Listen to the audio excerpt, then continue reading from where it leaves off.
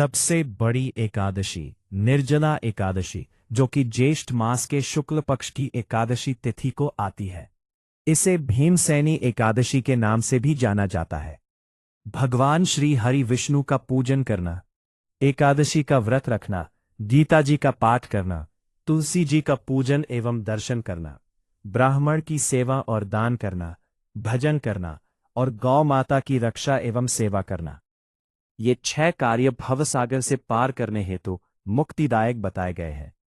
पूरे वर्ष की 24 एकादशियां आती है, लेकिन जिस वर्ष अधिक मास यानी कि पुरुषोत्तम मास लगा हो, उस साल 2 एकादशी अधिक यानी कि कुल मिलाकर 26 एकादशियां हो जाती है। और निर्जला एकादशी का व्रत करने से पूरे साल की 26 एकादशियों का पुण्य फल प्राप्त होता है। प्रत्येक महीने में 2 निर्जला एकादशी के व्रत में प्यास ना लगे, इसके लिए राधा रानी ने स्वयं अपनी सहेलियों को कुछ उपाय बताए थे, जो कि आज की इस वीडियो में मैं आप सभी को बताने वाली हूं। साथ ही जानेंगे कि इस दिन जल से भरे हुए घड़े का दान किस प्रकार से करना चाहिए। निर्जला एकादशी के विषय में सभी शास्त्रीय विधान क्या कहते हैं और इस दिन के सभी शुभ मुहूर्त क्या क्या होंगे। किस समय पर आपको भगवान श्री हरि विष्णु की पूजा करनी है। प्यास ना लगे, निर्जला एकादशी के लिए व्रत से पहले क्या उपाय करना है और पारण के दिन घड़े का दान होगा या फिर व्रत के दिन दान होगा। संपूर्ण जानकारी निर्जला एकादशी के विषय में आज के इस वीडियो में मैं आप सभी को देने जा रही हूं। तो निवेदन रहेगा कि वीडियो को पूरा अंत तक जरूर देखिएगा। 5 से 10 मिनट का समय लगेगा, लेकिन ये एक अकेली वीडियो आपको बैकुंठ की प्राप्ति और समस्त प्रकार के पापों को नाश करके अनंत गुना पुण्य फल की प्राप्ति के लिए काफी होगी। आपको किसी और वीडियो में भटकने की आवश्यकता नहीं है। इस अकेले वीडियो में आपको निर्जला एकादशी से जुड़े हुए संपूर्ण प्रश्नों के उत्तर भी मिल जाएंगे। निवेदन है कि 26 एकादशियों के व्रत फल को प्राप्त करवाने वाली इस निर्जला एकादशी की वीडियो को लाइक करके कमेंट सेक्शन में जय श्री लक्ष्मी नारायण जरूर ही लिखिएगा। साथ ही मेरी आवाज को अगर आप पहली बार सुन रहे हैं तो जन्म, तीज, त्योहार और धर्म को सब्सक्राइब करके पास वाले बेल आइकन को जरूर प्रेस कीजिएगा। देखिए, महाभारत के काल के समय से यानी कि द्वापर युग में भीमसेन ने भी निर्जला एकादशी का व्रत रखा था और इसी वजह से इसे भीमसेनी एकादशी भी कहा जाता है। पौराणिक कथाओं के अनुसार धर्मराज युधिष्ठिर, अर्जुन, नकुल और सहदेव साल भर के सभी एकादशियों का व्रत रखते थे, लेकिन भीमसेन इस व्रत को नहीं रख पाते थे। कारण था उनके पेट में जलने वाली वक्राग्नि यानी जठराग्नि का।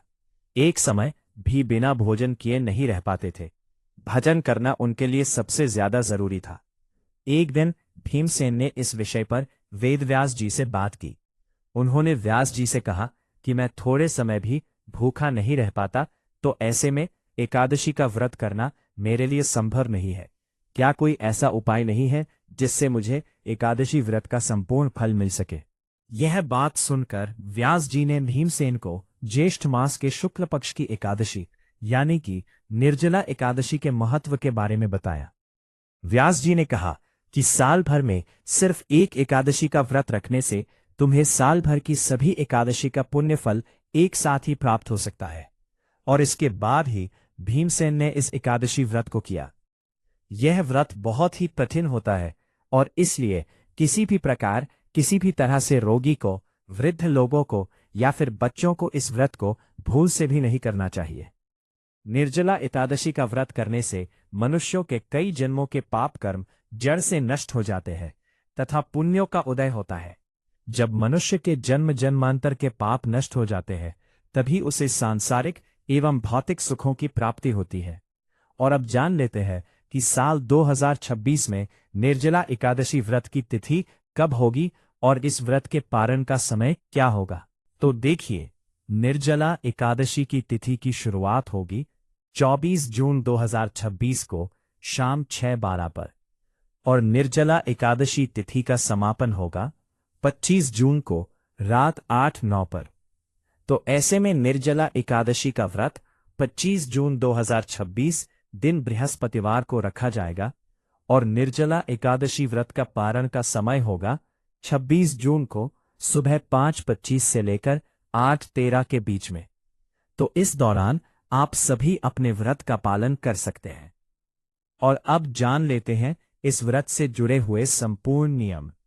क्या क्या नियमों के आपको पालन करनी आवश्यकता है।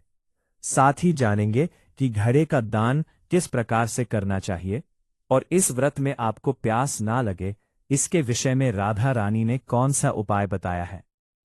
तो देखिए, जो भी भक्त इस एकादशी का व्रत करते हैं उनको दशमी तिथि से लेकर द्वादशी तिथि तक कुछ महत्वपूर्ण नियमों का पालन करना अनिवार्य होता है। इस दिन चावल, लहसुन, प्याज, मांस, मदिरा, मसूर की दाल, कटहल की सब्जी का उपयोग नहीं करना चाहिए। अष्टमी तिथि के दिन से ही पराये अर्थात दूसरे के घर का भोजन नहीं करना चाहिए। शहद का प्रयोग भी नहीं करना चाहिए। ब्रह्मचर्य का पालन पूर्ण रूप से करना चाहिए। एकादशी के दिन सुबह जल्दी उठकर स्नान करके पूजा अर्चना करके एकादशी व्रत का संकल्प धारण करें। पूरे भगवान को अर्घ्य दें, माता पिता को प्रणाम करें, तुलसी जी का पूजन करें और गौ माता का भी पूजन करें। इस दिन हमें अन्न और जल ग्रहण नहीं करना चाहिए। लेकिन यदि आपकी शारीरिक स्थिति ऐसी नहीं है कि आप निर्जल रहकर इस व्रत को कर सकें, तो फिर ऐसे में आप संकल्प के दौरान ही जल और फल के साथ भी इस व्रत का संकल्प ले सकते हैं। लेकिन निर्जला एकादशी के व्रत में वैसे तो निर्जल रहकर ही व्रत करना चाहिए, तभी आपको पूर्ण फल प्राप्त होता है। लेकिन यदि आपकी शारीरिक स्थिति सही नहीं है तो आप भगवान को प्रणाम करके इस व्रत के संकल्प के दौरान कह सकते हैं कि हे प्रभु, मेरी शारीरिक क्षमता इस प्रकार की नहीं है कि मैं पूरे दिन निर्जल रहकर इस व्रत को कर सकूं। तो वैसे में मेरी जो क्षमता है उसके अनुसार ही मैं आपके निमित्त इस व्रत को समर्पित करती हूं या करता हूं। मैं फल और जल के साथ ही इस व्रत को करूंगी। इस प्रकार से आप इस व्रत का संकल्प ले सकते हैं। सर्वोत्तम फलाहार दूध और फल होते हैं। एकादशी के दिन ना तो झूठ बोले ना ही क्रोध करे। लड़ाई झगड़ा वाद विवाद बिल्कुल भी ना करें। ब्रह्मचर्य का व्रत का पालन करना चाहिए और दाढ़ी कटिंग बालों को नहीं कटवाना चाहिए। आप सभी दशमी तिथि के दिन ही अपने बालों को सिर से धो लें और उसके बाद बालों में कटिंग ना लगाएं। रात्रि जागरण का इसमें विधान होता है। पूजन पाठ करके ब्राह्मण के मुख से एकादशी व्रत की कथा का श्रवण करें। मेरे चैनल पर भी मैं एकादशी व्रत की कथा सुनाती हूँ, तो मेरे चैनल के माध्यम से भी आप चाहे तो निर्जला एकादशी की व्रत कथा सुन सकते हैं। जैसा कि आप सभी को मैंने बताया कि इस बार 25 जून 2026 दिन बृहस्पतिवार को निर्जला एकादशी का व्रत किया जाएगा। तो इस दिन आपको जल से भरे हुए कलश का दान करना है। नमक, तिल, वस्त्र, फल, अनाज आदि का दान इस दिन आपको जरूर ही करना है। निर्जला एकादशी के व्रत में जल के दान का महापुण्य फल बताया गया है। इससे भगवान श्री हरि विष्णु प्रसन्न भी होते हैं। जो लोग नमक का दान करते हैं उन्हें मृत्यु के पश्चात भोजन प्राप्त होता है। जो लोग तिल का दान करते हैं उनके दुख और रोग से उन्हें मुक्ति मिलती है। ज्योतिष शास्त्र के अनुसार चला एकादशी के दौरान भीषण गर्मी का प्रकोप होता है और इसलिए ठंडक पाने वाली चीजों का दान करना चाहिए। इसके साथ साथ ही इस दिन जल का दान करना भी बड़ा ही शुभ बताया गया है। जी कहते हैं कि इस दिन गुड़ का दान करना भी बड़ा ही शुभ है। निर्जला एकादशी पर गुड़ का दान करने से रिश्तों में मिठास आती है। निर्जला एकादशी के दिन जूते का भी दान किया जाता है। कहते हैं कि जूते का दान करने से मोक्ष की प्राप्ति होती है। और निर्जला एकादशी के दिन अनाज का भी दान करना चाहिए। कहा जाता है कि इस दिन अनाज का दान करने से घर में कभी भी अन्न के भंडार खत्म नहीं होते हैं। निर्जला एकादशी के दिन जरूरतमंदों को शरबत पिलाना चाहिए। कहते हैं कि इससे हर प्रकार की मनोकामनाएं पूर्ण होती है तथा मां लक्ष्मी का आपके घर में वास होता है। शास्त्र कहते हैं कि इस दिन सुयोग्य ब्राह्मण को जूते दान करना बेहद ही शुभ होता है। इस दिन जूते का दान करने वाले व्यक्ति को सोने के विमान में बैठकर स्वर्ग लोक जाने का सौभाग्य प्राप्त होता है। निर्जला एकादशी के व्रत में हमें छाया दान भी जरूर ही करना चाहिए। यदि आपका सामर्थ्य हो तो कहीं पर प्याव लगवाए, वस्त्र का दान करें। कहा जाता है कि इस दिन किए गए जितने भी दान होते हैं मृत्यु के पश्चात यम की यातनाओं से आपको बचाते हैं, और भवसागर को पार करते समय यही संपूर्ण सामग्री हमें काम आती है। यानी कि यदि हमने छाया दान किया होगा तो भवसागर की यातना के समय हमें इससे ही छाया प्राप्त होगी। यदि हमने गौ का दान किया होगा तो गौ माता हमें भवसागर से पार करने में हमें सहायता प्रदान करेगी। यदि हमने अन्न और भोजन दान किया होगा तो जब हमें भूख लगेगी तो यही अन्न हमारे सामने आएगा। प्याव अगर हमने दान किया है तो जल हमारे सामने आएगा। इस दिन मौसमी फलों का दान भी अवश्य ही कीजिएगा, जैसे कि आम, खरबूजा, तरबूज, ककड़ी इत्यादि। और अब जान लेते हैं कि निर्जला एकादशी के व्रत में हमें प्यास ना लगे, इसके लिए हमें क्या करना चाहिए। साथ ही निर्जला एकादशी के व्रत में पानी हमें किस समय पीना चाहिए, क्योंकि कुछ लोगों का मानना है कि रात 12 बजे के बाद हमें जल ग्रहण नहीं करना चाहिए। वहीं कुछ लोग कहते हैं कि ब्रह्म मुहूर्त के पहले तक हम जल पी सकते हैं। तो देखिए, शास्त्र कहते हैं कि जो भी व्रत हम सभी करते हैं वो सूर्य उदय से लेकर सूर्य उदय तक होता है। तो आप सभी चाहे तो रात 12 बजे के बाद भी जल ग्रहण कर सकते हैं, क्योंकि सूर्य उदय होने के बाद से आपका व्रत शुरू होता है और सूर्य उदय होने के बाद ही समाप्त भी होगा। इस व्रत में स्कंद पुराण में वर्णन आता है कि जो एकादशी है इसमें आपको जल जो है वो बिल्कुल ही वर्जित होता है। लेकिन कब से कब तक? तो देखिए, सूर्य उदय के बाद से अगले सूर्य उदय होने तक, यानी कि द्वादशी तिथि का जो सूर्य उदय हो जाएगा तब आप जल पी सकते हैं। व्रत आदि का पारण आदि आप कर सकते हैं पूजन करने के बाद में। तो देखिए, शास्त्रीय प्रमाण के आधार पर तो यही लिखा हुआ है कि रात 12 बजे के बाद भी आप खा पी सकते हैं। सूर्य उदय होने से लेकर अगले दिन सूर्य उदय होने तक ही आपको व्रत के सभी प्रकार के नियमों का पालन करना चाहिए।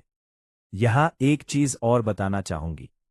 देखिए, कुछ लोग कहते हैं कि निर्जला एकादशी का व्रत शुरू होने से पहले सुबह सुबह बहुत सारी चीजें खा पी लेते हैं।